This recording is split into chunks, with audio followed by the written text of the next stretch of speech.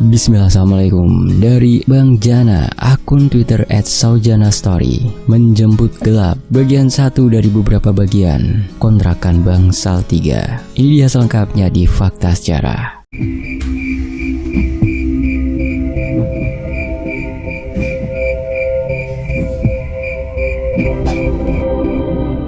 Hari ini, kondisi cuaca cukup cerah dengan sedikit gumpalan awan berarak yang menjadi tanda bahwasanya hujan tidak akan turun. Dari balik kaca, lelaki itu memandangi jalanan sambil menyesap segelas kopi yang tak lagi panas. Siang ini, ia berpikir beberapa hal yang belum pernah ia lakukan sebelumnya. Sebuah misi yang seharusnya ia lakukan bertahun-tahun lalu, mengunjungi tanah leluhurnya. Namun, yang ia temukan adalah hal mengerikan yang seharusnya tak pernah terungkap. Sebuah rahasia masa lalu yang disimpan rapat oleh seluruh penduduk desa.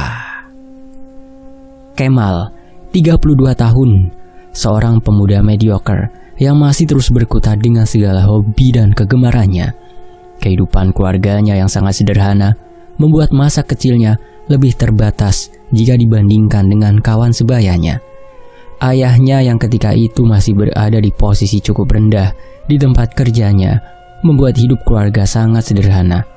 Ayah Kemal yang memulai karir di sebuah BUMN sebagai security hanya mendapatkan gaji Rp275.000 per bulan. Saat itu masih sekitar tahun 1991. Ibunya sedang mengandung sang adik, sementara Kemal yang statusnya disembunyikan berada di desa asal sang ibu bersama neneknya. Sebuah desa tertinggal di provinsi paling timur di Pulau Jawa. Sebuah desa yang pada saat itu hanya dihuni para petani dengan kehidupan miskin dan jauh dari kata cukup. Pada saat itu, ayah Kemal baru saja mendapatkan pekerjaannya dan menurut peraturan, pegawai tidak boleh menikah sebelum 3 tahun masa kerja. Karena ayah dan ibu Kemal menikah di luar ketentuan itu, maka kelahiran Kemal terpaksa disembunyikan dari rekan kerja sang ayah, dan ia pun dirawat oleh sang nenek, si mbok dari sang ibu. Flashback saat dikontrakan di mana bapaknya Kemal berdinas di tanah Kalimantan. Dalam rumah bangsal petak itu, Harti sedang menggigil ketakutan. Keringat dingin membasahi tubuhnya. Sementara ia hanya berada di kontrakan itu sendirian. Husin sedang bertugas sebagai security dan akan pulang pukul 11 malam, yang mana akan tiba di rumah 20 hingga 30 menit setelah shift jaga selesai. Sedari pukul 10, Harti mendengar ada sosok yang sedang tertawa cekikikan di depan pintu rumahnya. Sementara ia sangat tahu bahwa lingkungan tempat tinggalnya adalah lingkungan yang sepi setelah sholat Isya. Di dalam rumah, Harti tak bisa melakukan apapun, hanya bisa duduk meringkuk di atas ranjang sambil melindungi kandungannya yang sudah cukup besar. Ia hanya berdoa semampu yang ia ingat, diiringi kucuran keringat dan tubuhnya yang menggigil ketakutan. Hingga pukul 11.25, hampir tengah malam, suara Vespa memecah keheningan malam itu. Husin datang dan langsung memarkirkan motornya tepat di depan rumah. Ia masuk dan disambut dengan tangisan yang memecah keheningan malam. "Pak, di situ tadi ada orang ketawa nyaring, cekikikan gak berhenti." Harti tergagap sambil memeluk erat pinggang suaminya. "Gimana? Bentar, biar aku bacok kalau emang ada." Husin langsung mengambil sebilah golok dan kembali mengecek teras rumah mereka. Dan yang ia temukan hanyalah sepinya malam dengan suara jangkrik dari seberang jalan yang lebarnya tak lebih dari 2 meter. Malam itu, Harti terselamatkan. Ia kembali tenang setelah sang suami memastikan tidak ada yang bisa ia temukan di depan rumahnya. Mereka akhirnya bisa terlelap sambil ditemani beberapa benda tajam seperti jarum, silet, gunting, dan bulu landak sebagai proteksi sang jabang bayi. Sore itu, Harti merasa sakit perut dan ingin buang hajat. Ia lalu keluar rumah melalui pintu belakang dan menuju toilet bersama yang berada tepat di belakang kontrakannya. Perlahan ia turun menuju belakang rumah sambil memegangi perut besarnya dan melihat toilet dalam kondisi tertutup. Harti menunggu sejenak. Karena tak ada suara, ia memutuskan untuk mendorong pintu toilet tersebut. Ia terkejut, pintu itu tak terkunci. Namun di dalamnya ada seorang nenek yang sedang duduk berjongkok di atas kloset, seperti sedang membuang hajat. "Maaf, saya kira nggak ada orang," ucapnya sambil langsung menutup pintu dan menunggu di mulut pintu rumahnya. Beberapa menit berlalu, tak ada tanda bahwa sang nenek sudah selesai. Bahkan tidak ada suara sama sekali dari dalam toilet. Sementara hajat Harti sudah sulit untuk ditahan. Ia pun kembali mengetuk pintu toilet tersebut. Seketika toilet itu terbuka. Di dalamnya tak ada orang. Nenek yang sedang berjongkok di atas toilet sudah hilang. Karena sudah menunggu lama dan tak bisa ditahan lagi, maka Harti langsung saja masuk ke dalam toilet dan menuntaskan hajatnya yang sudah hampir tak terbendung. Sore itu adalah pertama kali Harti melihat sosok tak asing yang mungkin saja bukan manusia. Di sisi lain, pagi menyingsing. Hawa dingin dan sejuk mengiringi niat Harti yang ingin berjalan-jalan. Kumpulan tumbuhan pandan tumbuh di depan rumahnya yang di bawahnya merupakan genangan air. Kontrakan 3 pintu yang hanya memiliki 1 toilet bersama. Toilet yang berada tepat di belakang dapur rumah Harti. Ditemani sang suami, Harti berjalan-jalan sambil menikmati udara pagi yang segar. Disambut dengan sapaan para tetangga yang mayoritas adalah warga suku lokal. Dengan logat Kutai dan Banjar yang kental, mereka menyapa sembari menyapu atau menyiram tanaman. "Hendak kemana kita? Kayaknya Tumat lagi lahir nih," tanya seorang wanita, penjual kue-kue basah yang biasa dipanggil dengan sebutan Mbok Coy dengan logat Kutai yang kental. "Mau kemana? Sepertinya sebentar lagi lahiran." "Oh, berjalanan aja, biar kena kalau lahiran lancar," jawab Husin dengan logat Banjar. "Mau jalan-jalan saja, supaya nanti lahiran lancar." "Pulu landak sama gunting jangan lupa dibawa, supaya tidak dilirik hantu kuyang," timpal Mbok Joy lagi sambil tersenyum sembari merapikan kue dagangannya. "Iya, makasih Mbok Joy," Husin tersenyum sambil melanjutkan menemani Harti berjalan berkeliling. Di kota ini, mitos dan rumor tentang kuyang memang sangat dipercaya, terutama oleh para warga asli yang memang sangat memegang teguh kepercayaan lokal. Entah percaya atau tidak percaya, semua itu diceritakan turun-temurun, dan kabarnya memang sudah ada yang pernah membuktikan keberadaan dan kebenarannya. Harti dan Husin berjalan menikmati pagi dengan santai. Embun masih terasa membasahi kulit, juga meninggalkan titik-titik bulir air di atas dedaunan di kiri kanan gang. Banyak orang berlalu lalang, membawa keranjang belanjaan, karena pasar juga masih bisa ditempuh dengan berjalan kaki. Juga anak-anak sekolah yang sedang jalan bergerombol menuju tempat mereka menuntut ilmu. Beberapa ibu yang sedang berjalan berlainan arah, salah satunya menggunakan kerudung dengan ujung yang melilit di lehernya. Mereka bercakap sambil salah satunya menatap Harti yang dengan pandangan yang menyelidik. Hingga saat berpapasan, ia bahkan sampai menolehkan kepalanya memandang Harti yang sedang berjalan sambil memegangi perutnya. Wanita itu menelan ludahnya sambil menjilat bibirnya sendiri. Wangi, batinnya. Sementara itu, di sisi lain, Kalimantan tahun 1992. Gelegar suara bayi terdengar keras dan lantang di sebuah kamar bersalin di salah satu rumah sakit. Setelah mengalami kontraksi kurang lebih 8 jam, akhirnya Harti berhasil melahirkan seorang putri mungil. "Selamat Bapak, bayinya perempuan, sehat dan cantik. Biar kami bersihkan dulu, nanti Bapak akan kami panggil ketika seluruh proses persalinan sudah selesai," ucap seorang dokter berbadan gempal dan berambut tipis kepada Husin yang sedang menunggu proses kelahiran. "Terima kasih Dok," jawabnya sambil menyalami sang dokter, ditemani beberapa keluarga terdekat.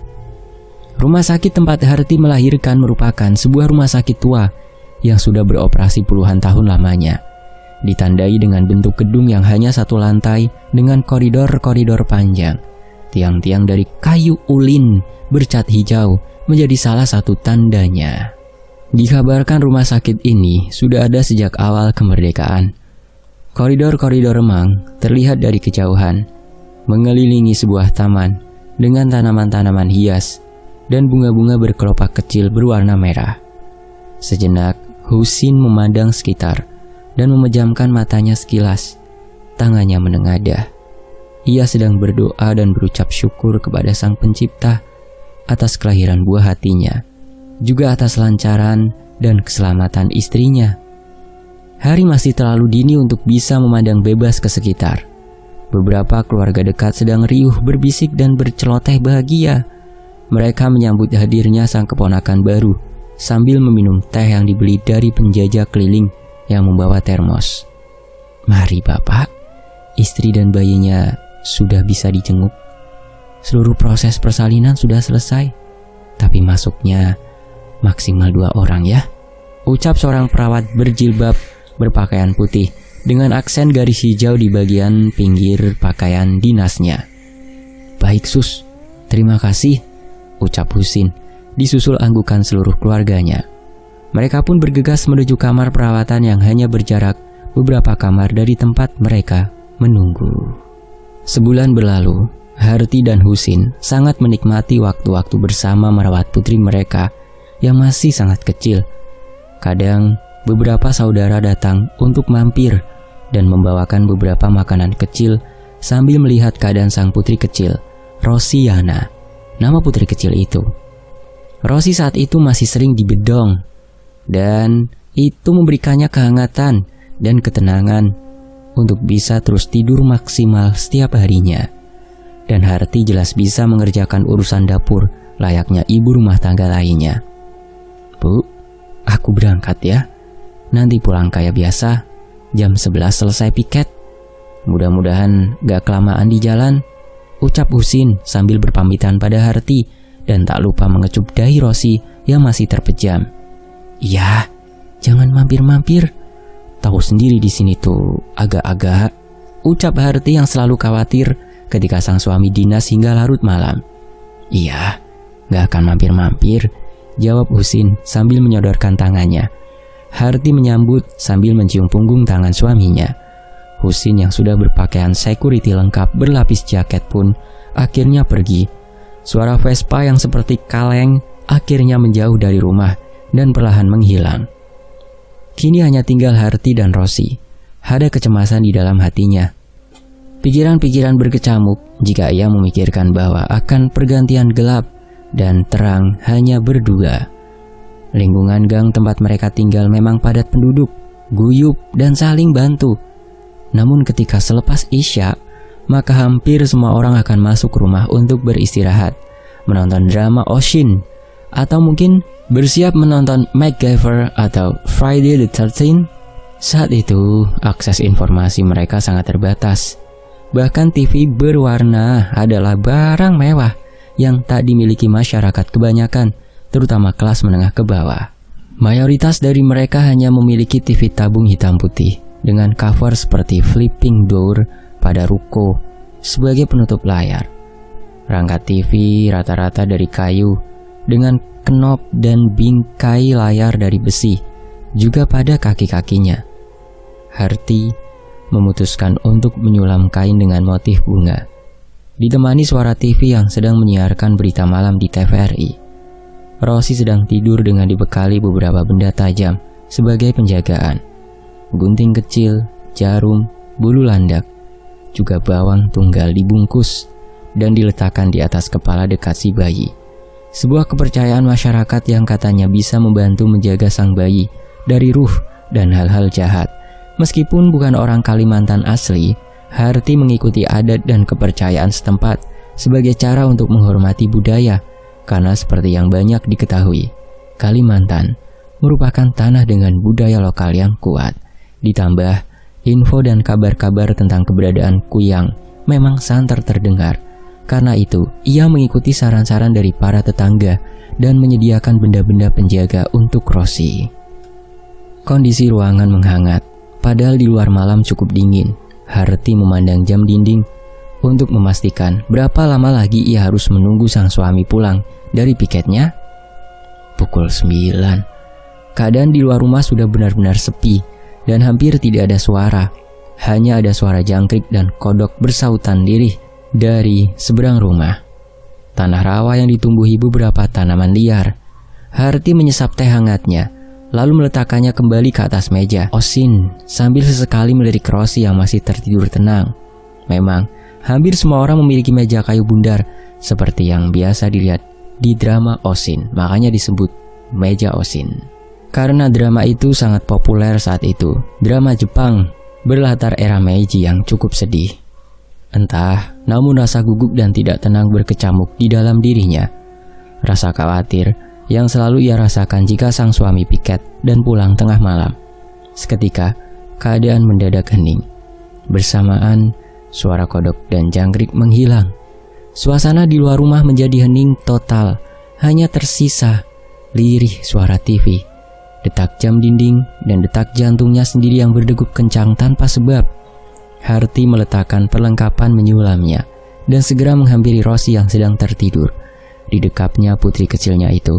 Sambil merapal doa, ia sadar keadaan sedang tidak baik-baik saja. Tiba-tiba, suara-suara langkah terdengar di atas atap. Suara serupa pijakan kaki pada seng yang menyebabkan bunyi. Juga suara-suara deheman yang mulai terdengar dari pojok rumah, tepat di sebelah tanaman pandan. Setelah suara dehem menghilang, maka berganti suara kecipak air kotor di bawah kolong rumah. Seperti suara bebek yang sedang mencari makan di rawa dan kubangan. Suara itu seolah berjalan dari depan menuju belakang rumah dan menghilang. Digantikan derak seng seperti diinjak. Sementara tak akan mungkin ada orang yang bisa berjalan di atas atap. Karena kemiringan atap yang cukup curam. Hampir 45 derajat bahkan lebih.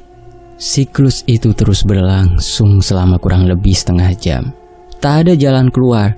Tak ada kemampuan untuk berteriak dan meminta tolong pada tetangga yang hanya bersekat dinding kayu. Harti tercekat dan suaranya tertahan hingga pangkal rongga mulutnya. Harti mulai panik. Hanya ada ia berdua di rumah itu. Suara-suara aneh lain juga terdengar bergantian, seolah ada yang sedang sengaja mengelilingi rumah. Bukan berkeliling. Seolah ada sosok yang berdehem di pojok depan rumah, memasuki kolong rumah dan kembali naik ke atap. Harti tak tahu apa yang sedang mengitari rumahnya. Yang ia tahu dan ia kenali adalah suara deheman yang tak lagi asing di telinganya. Deheman seperti seorang perempuan tua, dan suara itu baginya sangat mirip dengan suara seseorang. Di sisi lain, "Mbak, aku turu kono yo. Soalnya iki malam minggu. Sesok kerjane awan," ucap Roni yang merupakan adik Harti. Ketika Harti dan Husin sedang mampir ke tempat kerja Roni yang merupakan toko elektronik di area komplek perbelanjaan Prima Niaga. "Aku ikut nginep di sana ya Mbak, soalnya ini kan malam minggu, besok masuk kerjanya siang," begitu kata Roni. Harti hanya mengangguk dan tak banyak bicara. Begitu pula dengan Husin. Mereka hanya ingin berjalan-jalan sambil ingin makan bakso di area itu, yang mana area itu terdiri dari toko-toko elektronik, pakaian, pusat perbelanjaan, dan area lapangan untuk pagelaran dan biasanya dijadikan tempat penyewaan sepeda anak-anak. Tahun 92, belum banyak pilihan tempat untuk jalan-jalan. Prima Niaga adalah tempat yang bisa dibilang murah, banyak pilihan, dan cukup populer. Hanya saja, memang kebanyakan diisi oleh deretan ruko.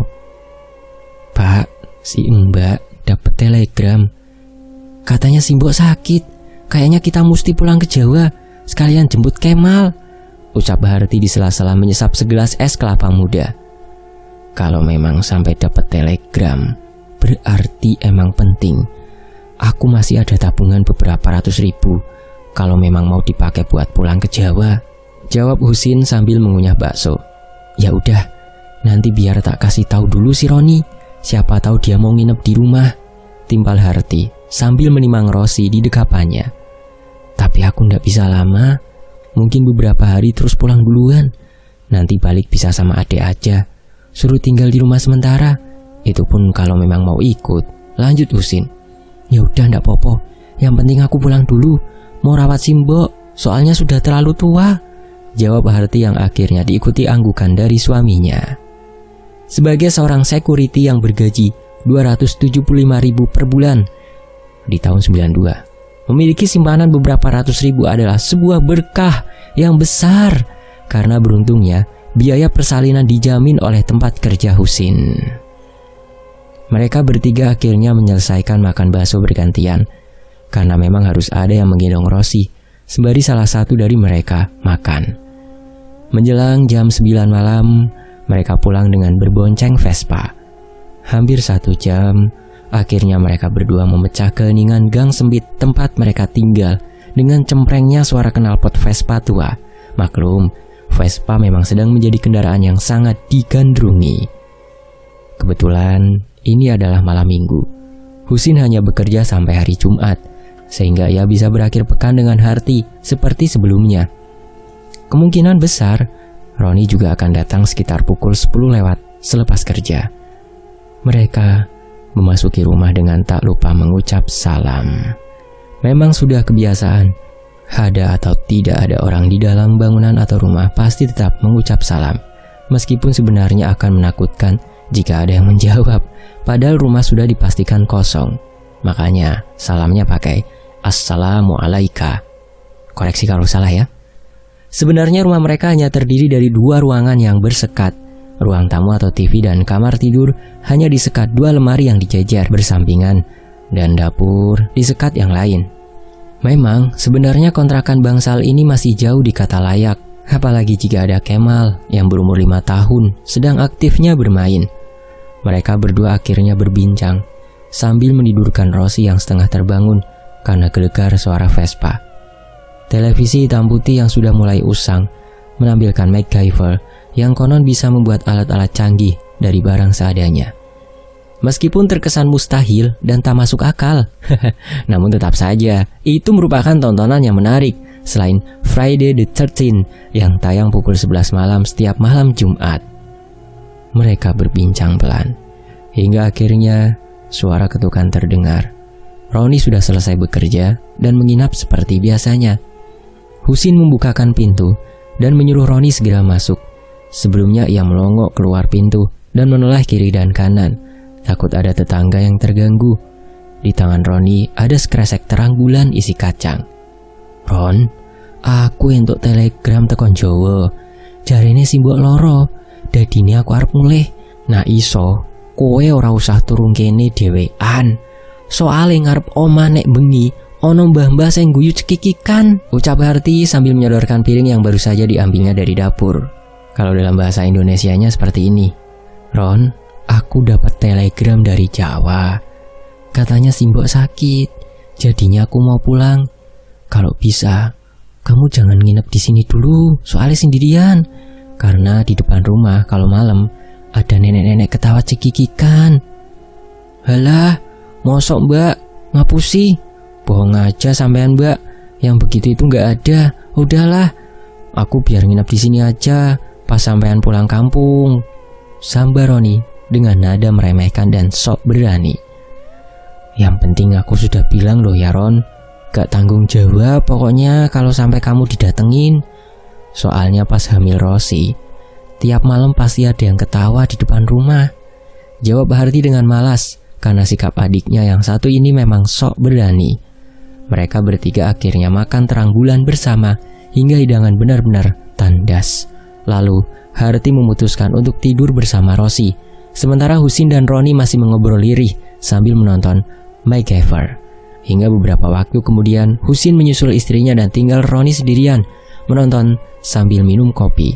Ia hanya tidur beralaskan karpet seadanya sambil berselimutkan sarung yang bau apeknya tidak karuan. Beberapa saat setelah ditinggal sendirian, ia merasa kantuknya sudah menggantungi pelupuk kedua matanya. Maksud hati Roni ingin membuktikan perkataan sang kakak, namun tak ada tanda sama sekali, sehingga akhirnya ia memutuskan untuk bergegas tidur berselimutkan sarung apek. Sementara itu, kita masuk ke tahun saat Kemal sudah 32 tahun. yaitu di tahun 2017, daerah Sanaksara, Kalimantan. Kemal mengendarai motor metiknya, menyusuri jalanan sejak pagi. Sebagai pemuda yang bisa dibilang matang dari segi umur, Kemal belum ingin berkeluarga.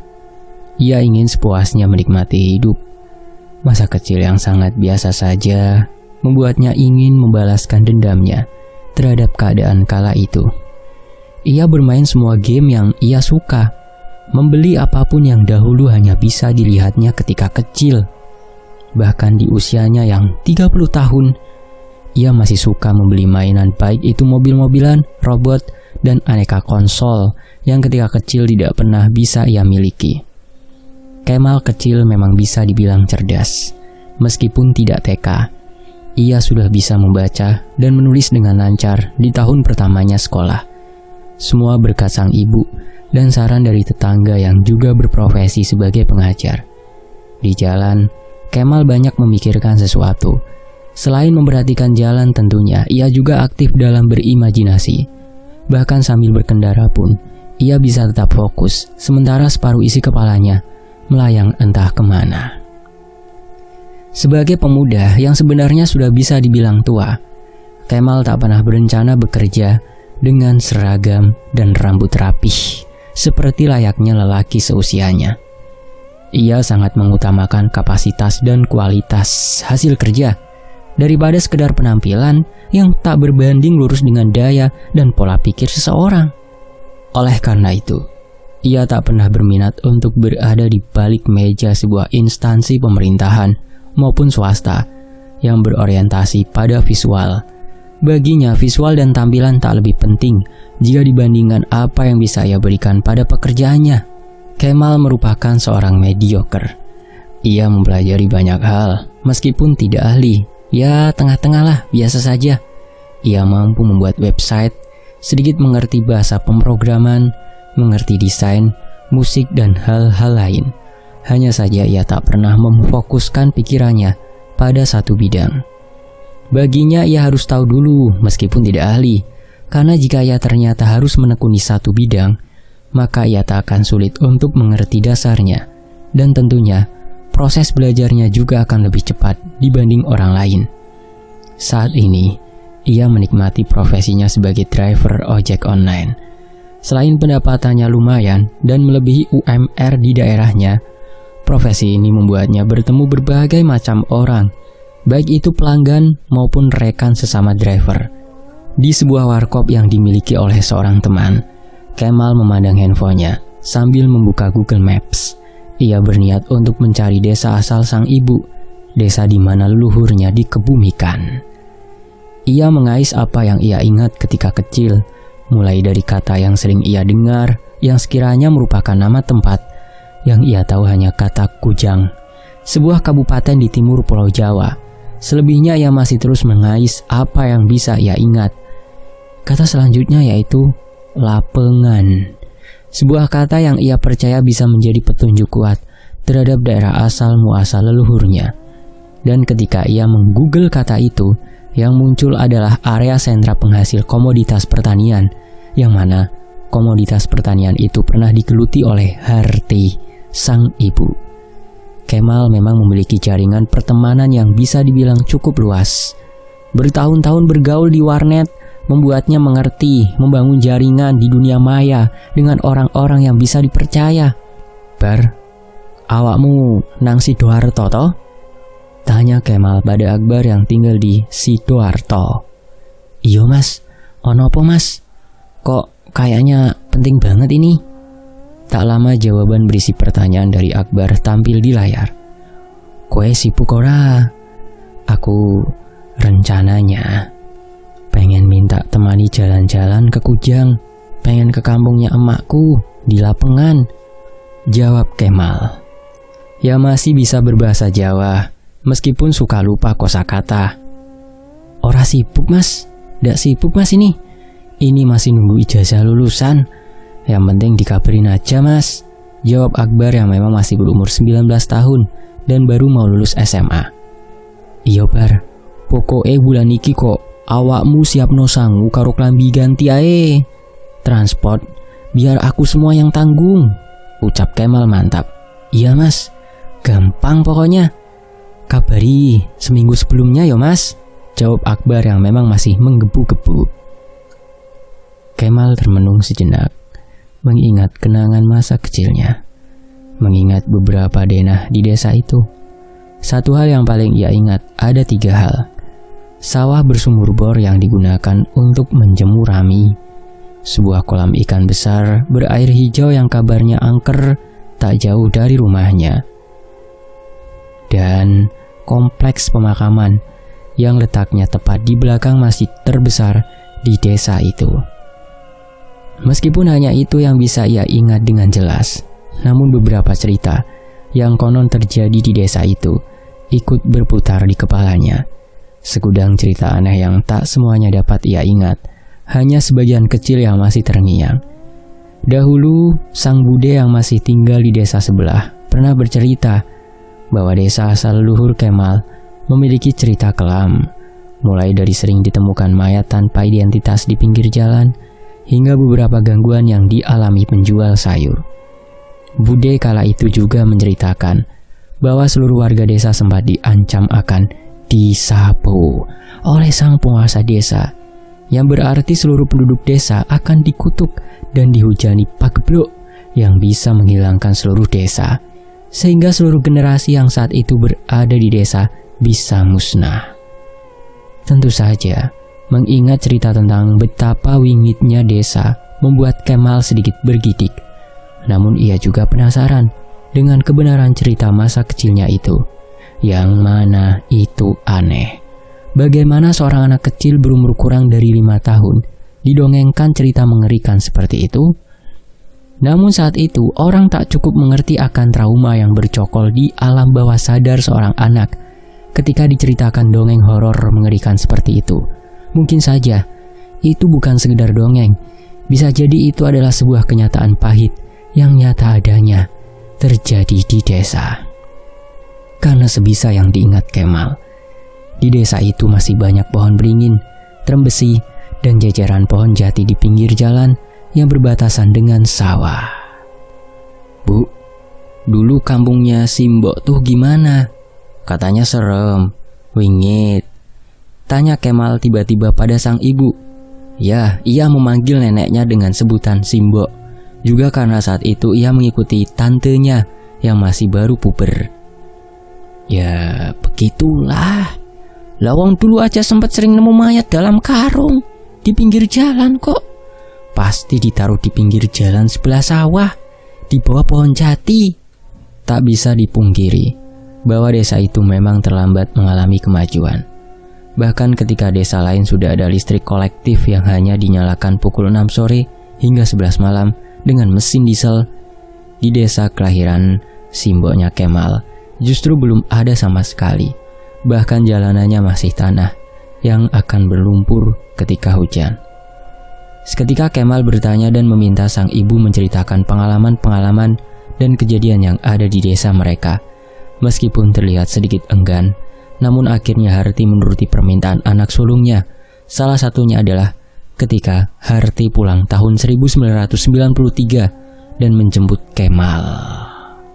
Di sisi lain, di Sanaksara, Kalimantan, dan di Desa Lapengan, Jawa Timur, tahun 1993. Ron, aku dapat telegram dari Jawa.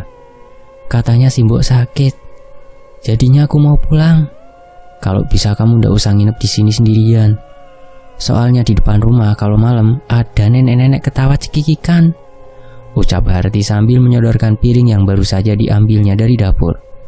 Alah, mosok ngapusi, yang begitu itu ndak ada. Sudahlah, aku biar nginep di sini saja pas sampean pulang kampung, kekeh Roni.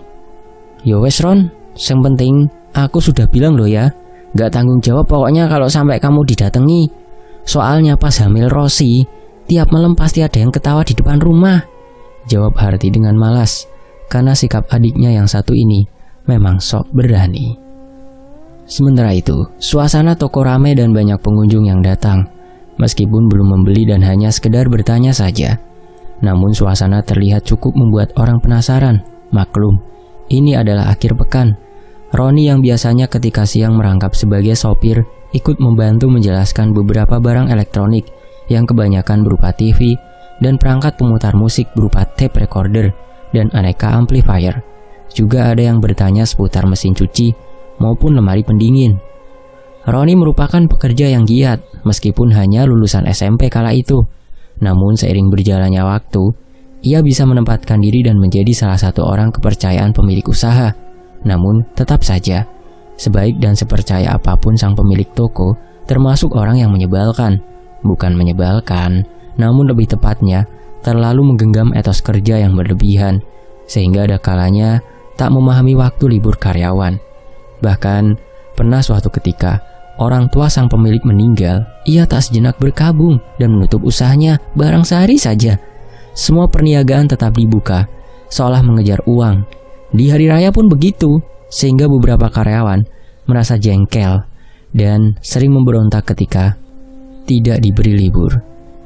Di teras toko Olimpia, Roni duduk sejenak dan memandangi jalanan yang remang. Memang seperti itulah jalanan di Prima Niaga. Tidak terlalu banyak lampu jalan yang nyala, mungkin agar semua toko terlihat lebih terang dan mencolok. Roni sejenak termenung, memikirkan malam ini. Ada rasa khawatir yang terpancar di wajahnya yang sok berani.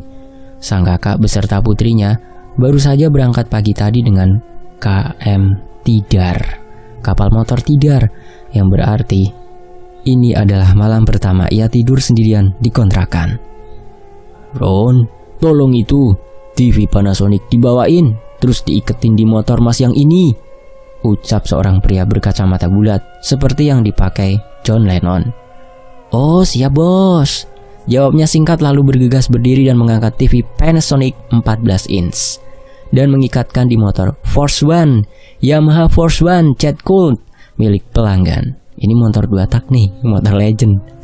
Setelah beres dengan mengikat TV tabung itu, Roni kembali ke dalam toko dan membantu rekannya yang lain. Sejenak, pikiran seram di kepalanya sirna, namun itu tak berlangsung lama. Roni pulang dengan motor Alfa yang dipinjamkan oleh toko ke rumah Husin dan Harti. Ia sudah diberi kunci cadangan sehingga tak perlu sulit untuk masuk. Selain itu, tetangga juga sudah tahu kalau nanti kontrakan itu akan dijaga oleh Roni. Dengan santai, Roni membuka pintu dan melempar kunci ke atas meja Husin. Ia langsung menuju dapur dan mencuci kaki, mengganti pakaian tidur dengan kaos singlet dan celana pendek. Tak lupa, ia menyalakan TV dan menonton MacGyver dan akhirnya ia terlelap.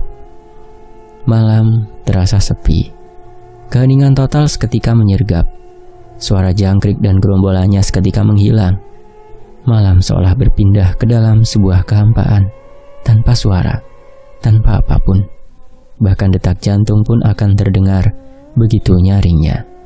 Sementara keheningan total dari sekitar, muncul suara di kolong rumah. Suara seperti bebek yang mencari makan di kubangan, berangsur ke belakang rumah, lalu hilang. Berganti dengan langkah kaki di dinding belakang rumah. Langkah itu bergerak menuju atap dan berhenti tepat di atas Roni yang sedang tidur. Suara tawa perempuan terdengar samar. Roni menggeliat-geliat merasakan tubuhnya digerayangi. Matanya masih terpejam, namun tubuhnya menggeliat, kegelian, seperti cacing kepanasan. Ia berusaha menutupi pinggangnya dari gelitik yang ia rasakan. Seketika matanya terbuka, dan nafasnya terasa memburu. Ia menoleh kiri dan kanan, namun keadaan masih sama. Ia sendirian, dan TV masih dalam keadaan menyala, dengan layar berbintik. Pertanda siaran malam itu sudah usai. Di luar rumah terdengar suara binatang malam yang bersahutan. Detak jam dinding juga terdengar mengiringi degap jantungnya yang memburu. Juga keringat sebesar biji jagung nampak di dahi dan pelipisnya. Sekilas ia hanya menganggap yang ia alami dan ia dengar hanyalah mimpi. Roni beranjak menuju dapur dan mengambil segelas air putih dan menenggaknya habis. Keringat semakin mengucur deras, bahkan punggungnya terasa sangat lengket dengan kaos singlet yang ia pakai. Roni mulai sadar bahwasanya keadaan sebenarnya tidak sedang baik-baik saja. Ia kembali mencoba memejamkan matanya yang lelah. Kondisi toko yang ramai membuatnya harus mengeluarkan perhatian dan tenaga ekstra untuk melayani pelanggan. Ia sudah cukup bekerja keras seharian ini dan sudah sepatutnya beristirahat dengan tenang. Namun ada hal janggal yang seketika ia rasakan. Malam menjadi terasa sangat sunyi. Sebuah keheningan mutlak. Suara katak dan jangkrik yang sebelumnya riuh di luar tiba-tiba lenyap, menyisakan hening, suara detak jam dan degup jantungnya sendiri. Ia berusaha menafikan keadaan itu, meskipun ia sadar ada hal yang tidak beres. Roni kembali memejamkan kedua kelopak matanya sambil komat-kamit berdoa seadanya. Ia menganggap mimpi yang ia alami tadi adalah buah dari keteledorannya karena tidak berdoa sebelum memejamkan mata. Namun sesuatu terdengar. Derit lantai kayu terdengar dari arah dapur, yang jaraknya tak lebih dari 10 meter dari posisinya tidur. Juga ada lirih suara langkah yang terdengar mengendap-endap. Paling orang sebelah. Batinnya berkata demikian. Baru sejenak matanya rapat terpejam. Kembali ia rasakan ada sentuhan di paha dan pinggangnya. Ia merasa ada tangan dingin yang menyentuh tubuhnya, juga jemari panjang yang meraba pinggangnya, menekan-nekan tulang rusuknya dari samping, mencari titik sensitif yang membuatnya geli. Seketika sentuhan pelan itu menjadi gelitikan dari kuku tajam yang intens. Roni menggeliat-geliat, menahan gelitik di perut dan pinggangnya. Telinganya mendengar tawa seorang perempuan tua yang melengking, hingga akhirnya ia membuka kedua matanya. "Cucu," ucap sosok itu dengan tawa melengking dan raut wajah keriput yang mengerikan. Tolong, ampun!" Roni berteriak sekencang yang ia bisa sambil memohon ampun. Segala doa yang pernah diajarkan ketika kecil benar-benar menguap bagai asap. Tak ada panjatan doa yang mampu meluncur dari mulutnya. Pikirannya mendadak kosong karena merasa syok melihat apa yang ada di hadapannya. Dalam keremangan ruang yang redup, ia melihat sosok nenek dengan rambut panjang putih terurai, penuh uban, dengan kulit kepala yang terlihat sama. Kelopak bawah matanya longsor dan keriput melebihi hidung. Giginya berwarna kuning bercampur merah, yang entah itu darah atau sirih. Senyum nenek itu terlihat lebar hingga ke telinganya. Dari rongga mulutnya terlihat kelihatan liur yang seperti hendak menetes karena tak mampu ditahan oleh mulutnya yang terbuka. "Tolong, ulun minta maaf." Roni hanya bisa meminta tolong, menahan geli dan berusaha memejamkan matanya. Roni menahan rasa geli, nyeri, dan takut yang menjadi satu. Dibubuhi pemandangan teror di depan matanya.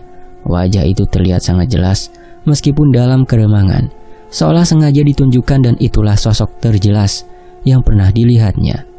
Sebagai pemuda yang pemberani, seharusnya Roni bisa melawan. Bahkan mungkin ia bisa saja melarikan diri dengan mudah, karena posisinya tidur hanya berjarak 1 meter dari pintu. Baru kali ini, ia tertawa dalam ketakutan. Seiring rabahan dan gelitik yang semakin menjadi, entah bagaimana caranya, Roni malah merasa telapak kakinya juga ikut digelitik. Padahal ia merasakan kedua sisi pinggangnya tergelitik secara bersamaan. "Tolong, ampun!" Raungan itu hanya dibalas dengan tawa nyaring sang nenek tua. Rambut putihnya yang tipis terlihat transparan. Dan ketika Roni menggelengkan kepala secara acak, ia tak sengaja melihat kaki sang nenek. Ternyata kaki itu juga berbentuk telapak tangan, seperti kaki kera, dan kaki itulah yang menggelitik telapak kaki Roni. Rapalan doa terus dipanjatkan sambil terus meminta maaf dan memohon ampun.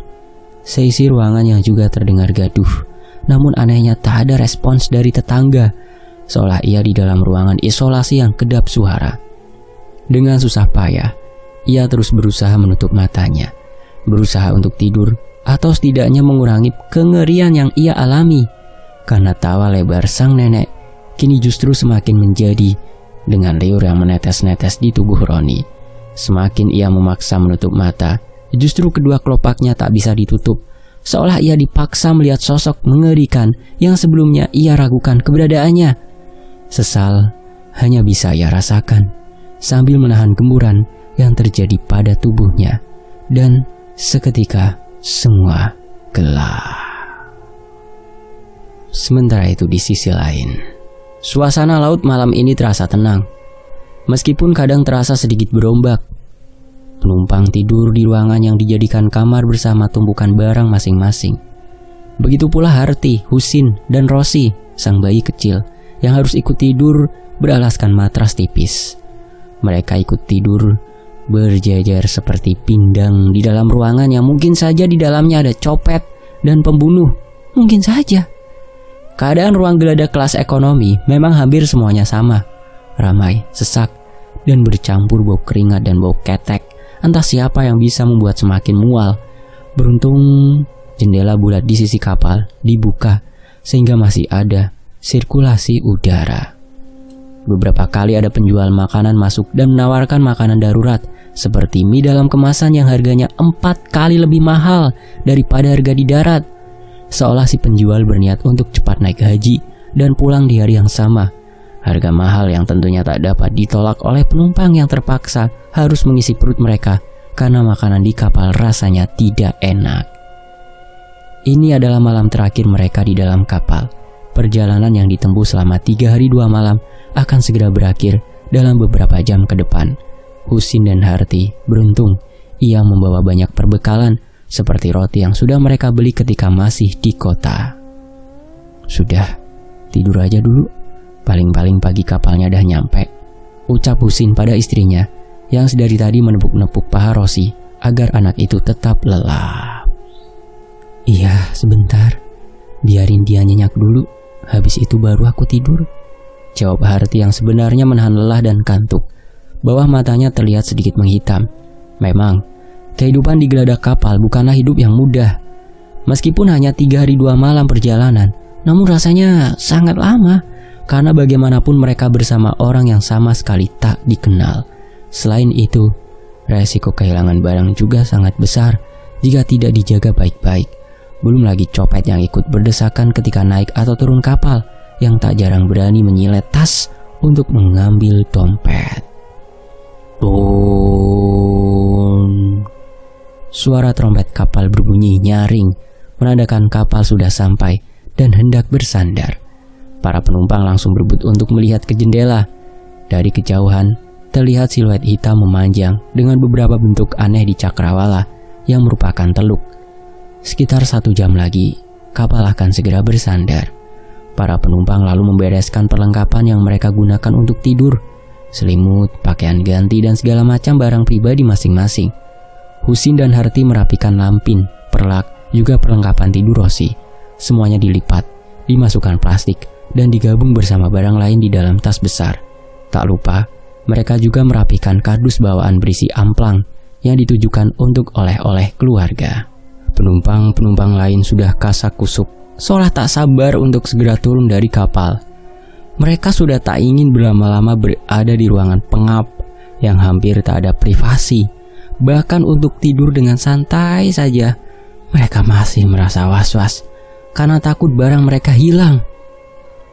Perhatian kepada para penumpang, silakan turun berurutan dan jangan berdesakan, serta tetap menjaga keamanan dan keselamatan bersama. Terima kasih atas kepercayaannya.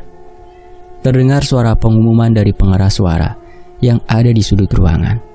Penumpang serempak berdiri dan langsung berdesakan keluar dari ruangan.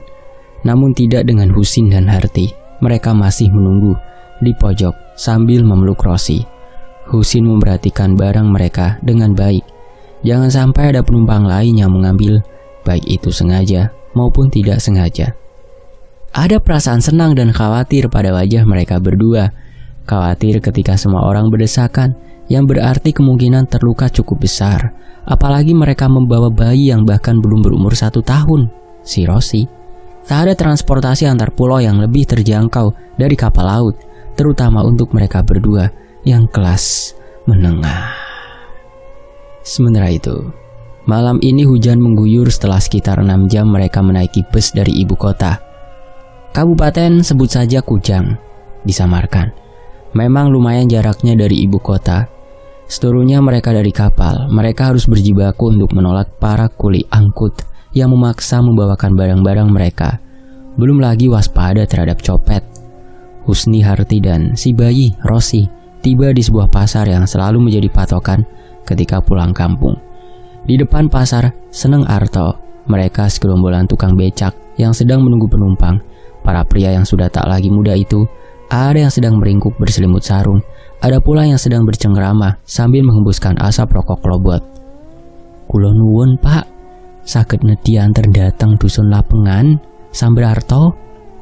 ucap Harti kepada para tukang becak yang sedang mengobrol. "Permisi Pak, bisa minta tolong antarkan ke desa Lapengan, Sumber Arto?" "Waduh, jauh itu Mbak, saya tidak berani," jawab seseorang yang sudah cukup berumur. Kalau panjenengan memang mau, Bapak berdua saja, saya beri masing-masing 1.000 rupiah," ucap Harti sambil menyodorkan uang. "Nggih, Mun, menawi kados menika Mbak. Baiklah kalau begitu, biar kami berdua saja yang mengantar," jawab seorang tukang becak yang berumur 50 tahunan, disusul anggukan seorang pemuda tegap yang sepertinya juga setuju. Husin pun menaruh dan mengikat barang bawaan mereka di becak yang dikendarai bapak yang lebih tua. Sementara Harti naik ke atas becak satunya sambil menutupi wajah Rosi agar tidak terkena tetesan air. Mereka berlima akhirnya menyusuli aspal di bawah rintik gerimis. Jawa Timur memang baru saja diguyur hujan yang cukup deras sejak selepas maghrib, membuat para pengemudi becak harus menghentikan kegiatannya dan berteduh. Sepanjang perjalanan, mereka masih bisa bercakap-cakap lirih. Becak yang mereka kendarai berjalan beriringan dipimpin oleh Pak Supeno yang mengangkut barang-barang. Bagi tukang becak yang sudah lama menjalankan profesi ini, desa Lapengan merupakan salah satu desa yang sering ia lewati, terutama jika ia mendapat penumpang menuju desa Jinggo yang letaknya setelah desa Lapengan. Karena itu, ia berani memimpin perjalanan, dan tentu saja ia sudah tahu apa saja yang boleh dan tidak boleh dilakukan maupun diucapkan di area-area desa yang selalu menjadi tujuan penumpangnya. Karena memang desa tujuan mereka merupakan salah satu desa yang wingit. Bersambung. Demikianlah bagian pertama sebuah kisah dari Bang Jana @Saujana Story menjemput gelap yang saya bacakan di Fakta Sejarah. Terima kasih atas perhatiannya teman-teman. Mohon maaf kalau ada salah ejaan. Saya pamit. Wassalamualaikum warahmatullahi wabarakatuh. Tetap di Fakta Sejarah. Alhamdulillah.